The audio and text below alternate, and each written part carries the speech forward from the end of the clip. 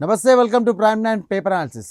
ఈరోజు పేపర్ అనాలిసిస్లో భాగంగా వివిధ దినపత్రికల్లో వచ్చినటువంటి ప్రధాన వార్తా అంశాలు కానివ్వండి, అలాగే ప్రధానంగా ఏ అంశాలకు సంబంధించి కూడా ఈరోజు ప్రచురితమయ్యాయి. సో ముఖ్యంగా చెప్పాలంటే ఇటు తెలంగాణ రాజకీయాల్లో చూసుకున్నట్టయితే హైడ్రాకి సంబంధించినటువంటి అంశం చాలా పెద్ద ఎత్తున కూడా నిన్న నడిచింది. సంగారెడ్డి నియోజకవర్గానికి సంబంధించి పటాన్చెరు ప్రాంతంలో ఉన్నటువంటి ఐలాపూర్ ఏదైతే ఆ ప్రాంతం ఉందో హైడ్రా అనేది ఉదయం నుండి కూడా స్టార్ట్ చేసినటువంటి అంశం.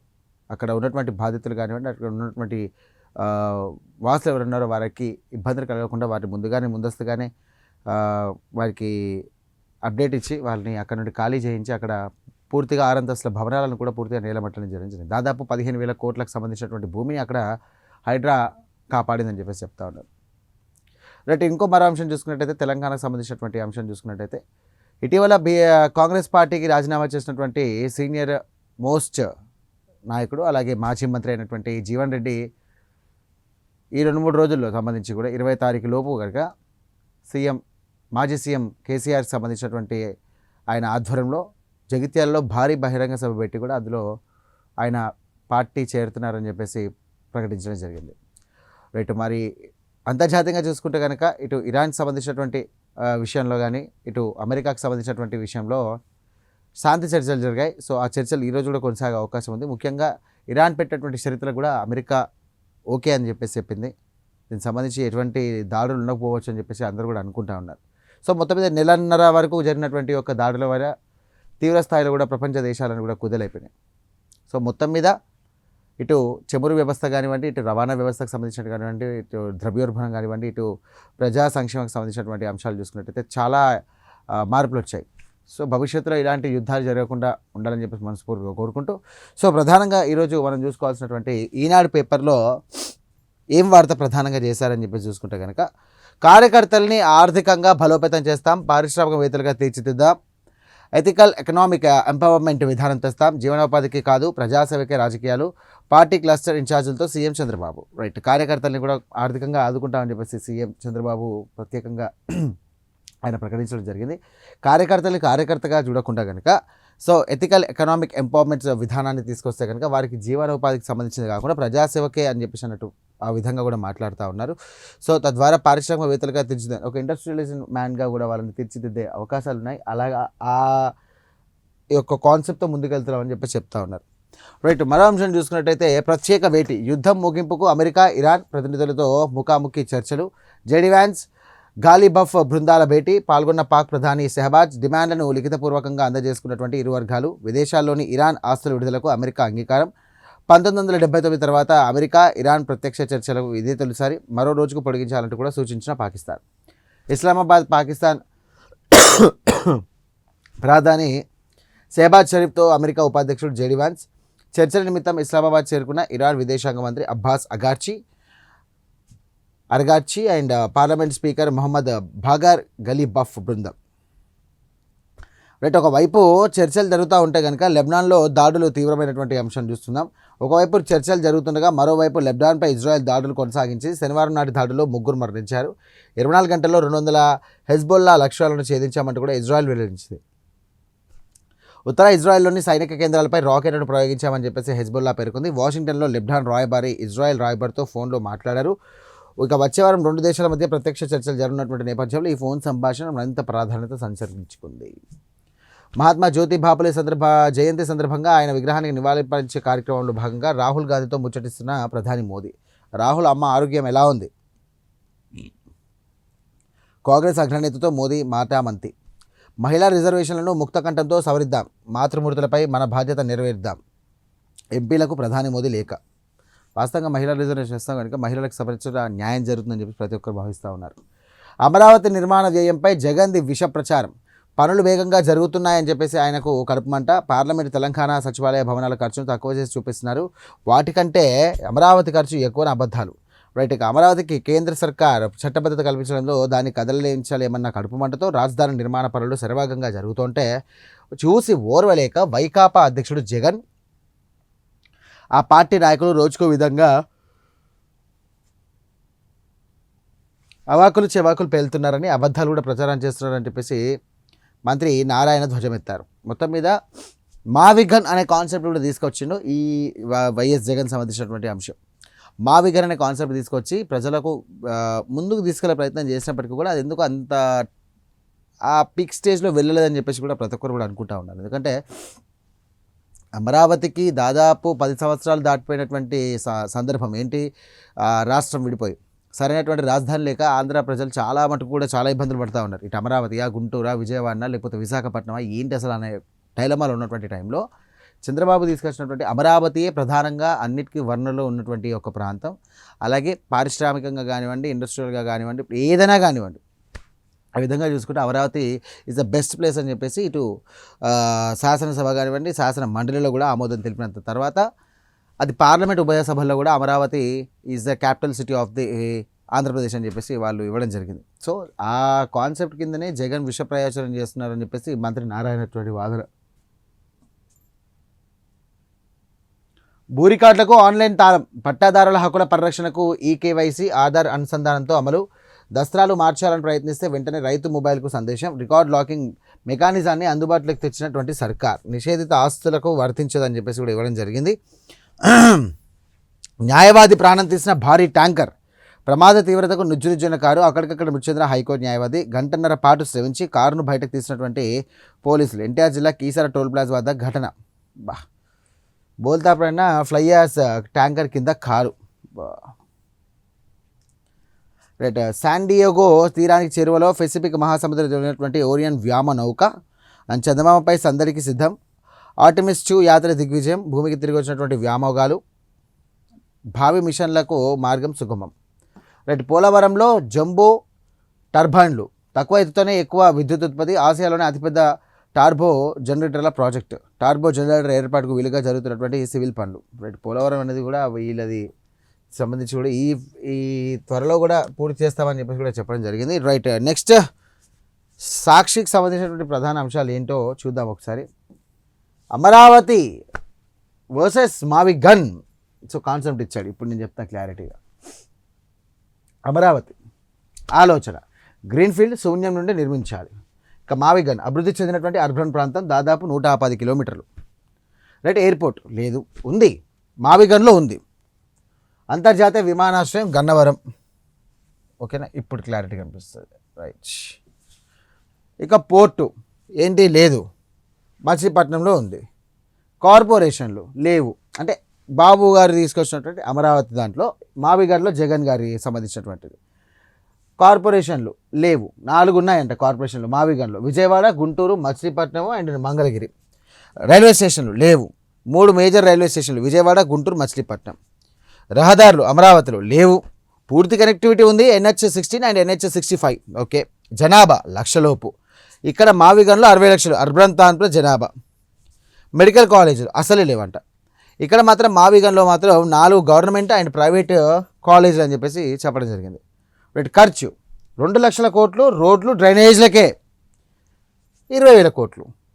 అంటే ఈయన తీసుకొచ్చినటువంటి మావిగన్ ఏదైతే ఉందో వర్సెస్ సంబంధించి కూడా, అంటే అమరావతికి సంబంధించినటువంటి ఎటువంటి అభివృద్ధి చేయాలన్నా ఎయిర్పోర్ట్ కట్టాలి, పోర్టు కట్టాలి, కార్పొరేషన్ సెట్ చేయాలి, రైల్వే స్టేషన్ సెట్ చేయాలి, రహదారు పెంచాలి, జనాభా ప్రాతిపదికన సూచించినట్లయితే ఇట్లా 1,00,000 లోపే ఉంది. మెడికల్ కాలేజీలు లేవు, ఖర్చు ఏమో 2 లక్షల కోట్లు. ఈయన తీసుకొచ్చిందేమో 20,000 కోట్లే. సో ఇది ఎప్పటికి కనెక్టివిటీ అవుతుంది అనేది చూడాలి. రాష్ట్ర వ్యాప్తంగా ప్రజల్లో ఇదే హాట్ టాపిక్. వైఎస్ జగన్ ప్రతిపాదనకు రోజు రోజుకు పెరుగుతున్నటువంటి ప్రజా మద్దతు, మావిగన్ వల్ల ప్రయోజనాలను స్పష్టంగా వివరించిన జగన్, పోర్టు, ఎయిర్పోర్ట్లు, హైవేలు, 2 రైల్వే జంక్షన్లు ఉన్నటువంటి మావిగన్, 4 కార్పొరేషన్లు, 2 మున్సిపాలిటీలు ఉన్నటువంటి ప్రాంతం. తక్కువ ఖర్చుతోనే తక్కువ సమయంలోనే గ్రోత్ ఇంజన్ల మావిగన్. ఇప్పటికే ఈ ప్రాంతంలో ముమ్మరంగా వాణిజ్య వ్యాపార కళాకాలు, ఇలాంటి ప్రాంతానికి రాజధానిగా త్వరగా అభివృద్ధి అయ్యే అవకాశాలు ఉన్నాయని చెప్పేసి అంటున్నారంట. అందుకే అమరావతి వద్దు, మావిగన్ ముద్దు అంటున్నటువంటి రాష్ట్ర ప్రజానికం. అమరావతి అసాధ్యమని తెలిసి చంద్రబాబు రాజధాని లేకుండా చేస్తున్నారంటున్న జనం. రోడ్లు, డ్రైనేజీలు, కరెంటు, తాగునీటికి ఇక 2 లక్షల కోట్లు ఎక్కడి నుండి తీసుకొస్తారు? ఇక ప్రభుత్వ భవనాల నిర్మాణాలకు మరింత ఖర్చు. ఇవన్నీ పూర్తి కావడానికి ఎన్ని దశాబ్దాలు పడుతుంది? సో మొత్తం మీద వాళ్ళు తీసుకొచ్చినట్టు కాన్సెప్ట్ ఇది. అంటే జగన్కు ఉన్నటువంటి కాన్సెప్ట్ ఏదో ఇక్కడ ప్రింట్ చేయడం జరిగింది. చేయించేది, నిందలు వేసేది నారా బాబే. హత్యా రాజకీయాలకు ఆద్యుడు చంద్రబాబే అంటున్నటువంటి విశ్లేషకులు. ఎన్టీఆర్ సర్కార్లో రాజ్యాంగేతర శక్తిగా చెలరేగిన వైనం, మల్లెల బాబ్జీ అనుమానాస్పద మృతి వెనుక బాబు హస్తం. పాత్రికేయుడు పింగళి దశరథరామ్ వంగవీటి రంగా హత్యలోనూ కూడా భాగం అని చెప్పేసి చెప్పడం జరిగింది. చంద్రబాబు ప్రభుత్వ హయాంలోనే వైఎస్ రాజారెడ్డి హత్య, హంతకుడు హైదరాబాద్లో నెల రోజులు షెల్టర్, 2024 నుండి రెడ్ బుక్ వికటహాసం అండ్ 21 నెలల్లోనే 21 రాజకీయ హత్యలు, మొత్తం 710 హత్యలు సోషల్ మీడియాలో చర్చలు. ఉపాధికి పచ్చ చెదలు, గ్రామాల్లో టీడీపీ నేతలకు ఉపాధి నిధులను దోచిపెట్టినటువంటి చంద్రబాబు సర్కార్ 2014-19 మధ్య జరిగినటువంటి పనులకు అంటూ 331.66 కోట్ల చెల్లింపులు, ఎమ్మెల్యేల తమ్ముళ్ళు బంధువులు టీడీపీ నేతల పేరిట ఇష్టారాజ్యంగా బిల్లులు. సానుకూలంగా చర్చలు షురు, ఇస్లామాబాద్లో అధికారికంగా ప్రారంభమైనటువంటి మంతనాలు, అమెరికా ఇరాన్ ప్రతినిధుల మధ్య 2 రౌండ్ల ప్రత్యక్ష చర్చల పురోగతిపై స్పందించిన ఇరుపక్షాలు, నేడు మరో దఫా సంప్రదింపులు జరిగే అవకాశం. ఓకే, నా చావుతోనైనా చిరుద్యోగులకు న్యాయం జరగాలి, పురుగుల మందు తాగి సెల్ఫీ వీడియో విడుదల చేసినటువంటి విద్యుత్ శాఖ కాంట్రాక్ట్ ఉద్యోగి సమాన పనికి సమాన వేతనం కల్పించాలంటూ కూడా చంద్రబాబు పవన్ లోకేష్కు వెంతే. అమలాపురంలో విద్యుత్ శాఖ కాంట్రాక్ట్ ఉద్యోగి ఆత్మహత్య యత్నం. కూటమి నేతలే రింగ్ మాస్టర్లు, ఐపీఎల్ 2026లో జోరు పెంచినటువంటి బెట్టింగ్ రాజాలు, ఏపీలో 5,000 కోట్ల మేర దందా, దేశంలో 1.25 లక్షల కోట్ల మేర బెట్టింగ్ దందా సాగనుందని చెప్పేసి డిజిటల్ ఇండియా ఫౌండేషన్ అంచనా. మాఫియా కమిషనే 27,500 కోట్లు అంట. రైట్, ఇదం జగత్ చూద్దాం ఒకసారి. ఇదం జగత్ చూస్తే కనుక అప్పులు కట్టలేక అమెరికా వెళ్ళినటువంటి జో బైడెన్ కుమారుడు, అప్పులు చేసి అధికార హోదాలో సీఎంగా ఉండాలి కానీ దేశం విడిచిపోవడం ఏంటో. రైట్, ఇది సాక్షిలో ఉన్నటువంటి ప్రధాన అంశం. Right, next Andhra Jyothi.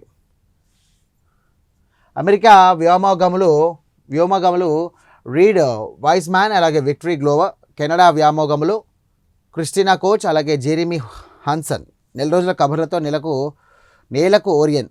ఆర్టిమిస్ 2 అంతరిక్ష యాత్రకు సక్సెస్, శాండియాగో తీరంలో దిగినటువంటి వ్యోమనౌక, అందులోని వ్యోమగాములు సురక్షితం. 10 రోజుల్లో రోదసి యాత్రలో 11,17,659 కిలోమీటర్ల ప్రయాణం అంట.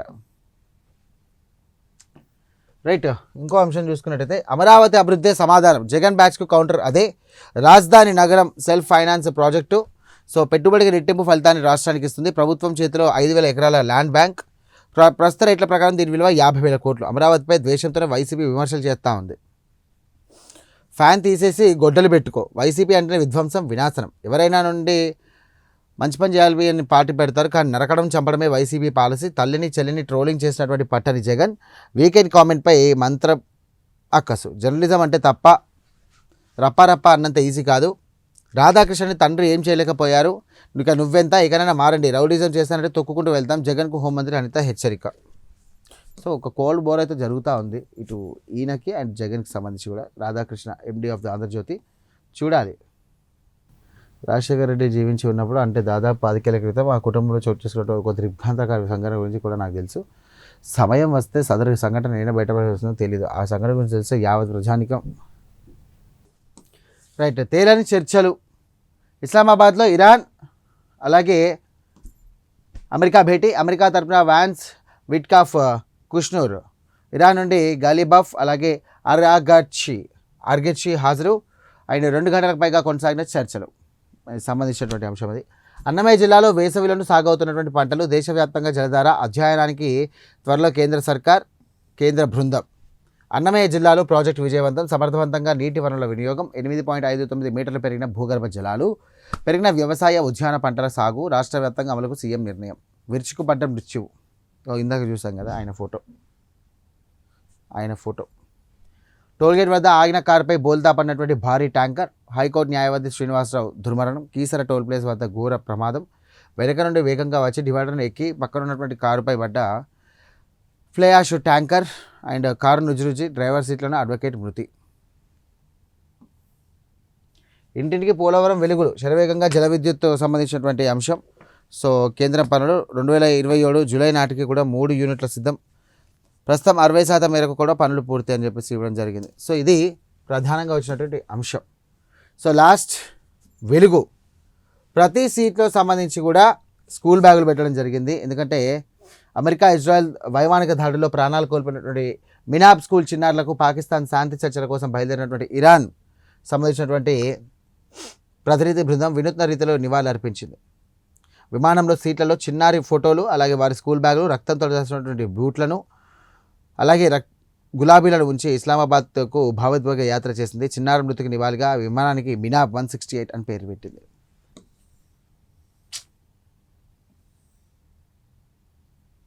కైసే హో రాహుల్ జీ? ప్రధాని మోదీ, ప్రతిపక్ష నేత రాహుల్ గాంధీ సరదాగా కాసేపు ముచ్చటించుకున్నారు. ఒకరినొకరు యోగక్షేమాలు అడిగి తెలుసుకున్నారు. పార్లమెంట్ ఆవరణలో శనివారం మహాత్మా జ్యోతి బాపులే జయంతి సందర్భంగా ఈ సమావేశం చోటు చేసుకుంది.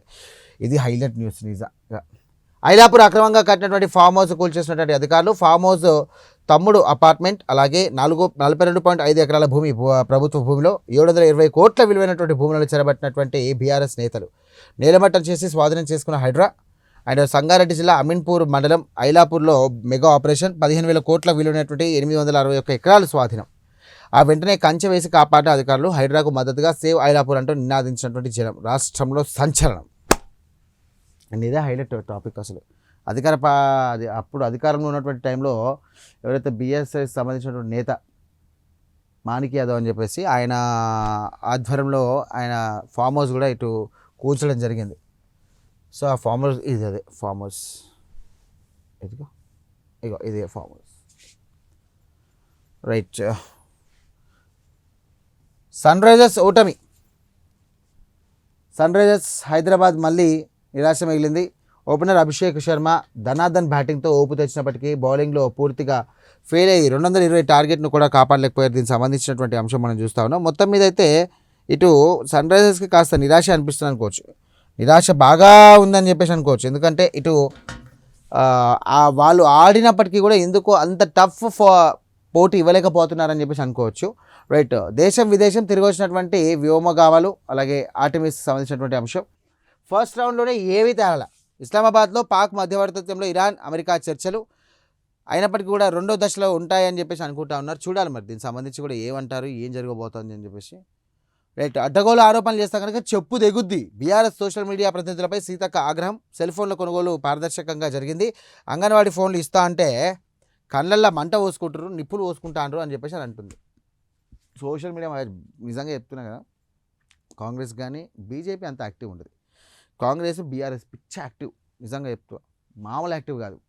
కౌంటర్కి ఎన్కౌంటర్, మామూలుగా రీకౌంటర్ అయితే ఘోరంగా ఉంటుంది. కానీ బీఆర్ఎస్ పార్టీకి సంబంధించినటువంటి సోషల్ మీడియా యాక్టివిటీస్ని చూస్తే నిజంగా హైలైట్ అనిపిస్తుంది. ఒక్కొక్క పోస్ట్ పెడతా ఉంటే ఇట్లా రెచ్చిగొట్టే పోస్టులు ఉంటాయి వాళ్ళ దగ్గర. మేము ఇట్లా చేసాం, మీరు ఇట్లా చేసాం, మేము ఇట్లా చేసాం, అప్పుడు ఎలా ఉంది, ఇప్పుడు ఎలా ఉంది, కంటిన్యూగా నీకు 15 to 20 minutesకి ఒక పోస్ట్ వస్తూనే ఉంటుంది. ఎక్సైజ్ కమిషనర్పై చర్యలు తీసుకోవాలి. డీసీ సోమిరెడ్డిని అకారణంగా దూషించారు. పూర్తిస్థాయిలో విచారణకు ప్రభుత్వ ప్రత్యేక కమిటీ ఏర్పాటు చేయాలి. త్వరలో సీఎం మంత్రి జూపల్లి సీఎస్కు ఫిర్యాదు చేస్తాం. ఆకలితోనైనా సస్తాం కానీ ఆత్మభావం వదులుకోమని చెప్పేసి ఉద్యోగాన్ని వీడాలని నిర్ణయించుకున్నట్టుగా సోమిరెడ్డి ప్రకటన. కేంద్ర రాష్ట్రం మధ్య దొడ్డు బియ్యం పంచాయతీ. ఈ యాసంగిలో 1,40,00,000 రూపాయలు టన్నుల ధాన్యం వస్తుందని చెప్పేసి అంచనా వేస్తున్నారు. ఇందులో 85 లక్షల టన్నులు దొడ్డు వడ్లే, కానీ రా రైస్ కావాలంటున్నటువంటి ఎఫ్సిఐ 40 లక్షల టన్నులు బాయిల్డ్ రైస్ను కూడా అనుమతించాలని చెప్పేసి రాష్ట్ర సర్కార్ దొడ్డు బియ్యం పంచాయతీ నడుస్తుంది. అటు సెంట్రల్ వరకు ఇటు మనకు. సోషల్ మీడియాలో వ్యూస్ కోసం గంజాయి బ్యాచ్ అరాచకం. రోడ్డుపైన నడుచుకుంటూ వెళ్తున్నటువంటి వ్యక్తిపై బండరాయితో దాడి. అసలు కాల్తో నుజ్జునుజ్జు అయ్యే వరకు కొట్టి డ్రైనేజ్ పక్కన పడేసి తర్వాత ఇన్స్టాగ్రామ్లో రీల్. వరంగల్ దారుణం. ఏం హాలత్ అయిపోయింది మొత్తం, గల్లీస్ గాలి. అసలు నిజంగా చెప్పాలంటే గంజాయి బ్యాచ్ ఇంత విచ్చలుడిగా రోడ్డు మీద తిరుగుతూ ఉంటే ఏం చేస్తావారు నాకు అర్థం కాదు. సర్వనాశనం అయిపోతుంది యువత. అందులో ఇంకా కాలు నుజ్జు అయ్యే వరకు కూడా కొట్టి డ్రైనేజ్ పక్కన పడేసిందంటే వాడికి ఎంత ధైర్యం ఉంటే అట్లా చేస్తాడు. అంటే అక్కడ జనాలున్నా కూడా కొంచెం భయపడతారు అనుకో. బట్ ఇంత ఈగల్ టీమ్స్ ఉన్నప్పటికీ, సర్కార్ ఇంతగానం గంజాయి బ్యాచ్ కానివ్వండి, డ్రగ్స్ కానీ ఉక్కుపాదం మోపుతున్నప్పటికీ ఈ బ్యాచ్ని మాత్రం ఊచకొత కొయ్యాలి. ఎట్లా కొట్టాలంటే అదే బండి ఎట్లా కొట్టినాం అట్లా అదే స్పీడ్లో కొట్టాలి, అదే టైప్లో కొట్టాలి. కొడుకులు సెట్ అయిపోతారు. రోడ్ పూట రీల్స్ కోసం ఆ గంజాయి బ్యాచ్ గంత ఘోరంగా చేస్తారు. ఏమైపోతుంది అసలు నాకు అర్థం కాదు. వరంగల్లో ధమాకులు ఎడబెట్టచ్చారు నాకు అర్థం. ఇసున్న కొడుకులు ఎందుకు పట్టుకోరు, ఇసుంటోళ్ళని ఎందుకు ఇది చేయరు. పాప అమాయకులకు సంబంధించిన కాళ్ళు నుజ్జు దాకా వాడు కొట్టి చంపుతా అంటే ఏం చేస్తా అంటారు అక్కడ ఉన్నోళ్ళు. ఒక్కడున్నా 2-3 కలిసి చంపుతాను సస్తుంటే కదా, కోపం వస్తుంది. రాష్ట్రం సలసల. 2 జిల్లాల మినహా అంతటా కూడా 40 డిగ్రీల పైగానే ఉష్ణోగ్రతలు. ఎండలు మాత్రం దారుణంగా ఉంటాయంటే ఈ 4 రోజులు మాత్రం జాగ్రత్తగా ఉండండి. ఫస్టే చెప్తున్నాను. ఎందుకంటే దాదాపు 42-45 వరకు అయ్యే అవకాశం ఉంది. ఇప్పటికే ఎండలు చాలా కొడుతున్నాయి. హైదరాబాద్ కానీ, తెలంగాణ, నిజామాబాద్ కానివ్వండి, కరీంనగర్ కానివ్వండి, జగిత్యాల కానివ్వండి, ఉత్తర తెలంగాణ కానివ్వండి, దక్షిణ తెలంగాణ. ఇటు ఆంధ్రాలో అయితే చూసుకున్నట్టయితే విజయవాడ, రాజమండ్రి, కాకినాడ, విశాఖపట్నంలో అయితే హ్యూమిడిటీ ఎక్కువ ఉండేసరికి అసలు ఏం జరుగుడు అర్థమవుతుంది అక్కడ పరిస్థితి. కడప ఈ ఏరియాలో అసలు అన్ని ఏరియాలో ఎండ దారుణంగా ఉంది. రాబోయే 4-5 రోజులు మాత్రం మాడలు వలిగేంత ఎండ ఉంటుందంట. సో ఖచ్చితంగా పిల్లలు జాగ్రత్త. అండ్ సమ్మర్ హాలిడేస్ వస్తున్నాయి కాబట్టి ఇంట్లో ఉంటే బాగుంటుందని చెప్పేసి నా సజెషన్. రైట్. ఢిల్లీలో పెట్రోల్ బైక్స్ బ్యాన్.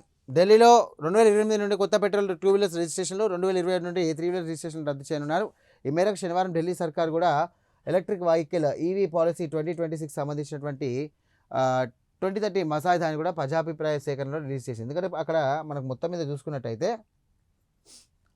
పొల్యూషన్ ఎక్కువ ఉంటుంది కాబట్టి ఆ టైప్లో గవర్నమెంట్ అక్కడ నిర్ణయం తీసుకుంటా ఉంది. సో దీని ప్రకారంగా కొంచెం వాయు కాలుష్యం తగ్గే అవకాశం ఉందని చెప్పేసి చూస్తూ ఉన్నారు. రైట్. ఇది ఇవాల్టి పేపర్ అనాలిసిస్. వివిధ దినపత్రికల్లో వచ్చినటువంటి అంశాలు చూశారు కదా. ముఖ్యంగా అమరావతికి సంబంధించినటువంటి విష ప్రయోగం చేస్తూ ఉన్నారని చెప్పేసి ఇటు ఏపీ రాజకీయాలకు సంబంధించినటువంటి విషయం. తెలంగాణలో చూసుకుంటే కనుక ఇటు అడ్డగోలుగా ఇష్టం వచ్చినట్టుగా వార్తలు రాస్తే బాగుండదని చెప్పేసి ఇటు మంత్రి సీతక్క, అలాగే అన్న ఫామ్ హౌస్, తమ్ముడు అపార్ట్మెంట్ వాళ్ళకు ఐలాపూర్లో సంబంధించినటువంటి హైడ్రా చర్యలు అండ్ గంజాయి బ్యాచ్ వీళ్ళకి ఏం చేసినా తప్పలేదు అసలు నిజంగా చెప్పాలంటే. సో ఇది ఇవాల్టి పేపర్ అనాలిసిస్ కార్యక్రమం. మరో అంశంతో మళ్ళీ కలుద్దాం. అంతవరకు చూస్తూనే ఉండే ప్రైమ్9.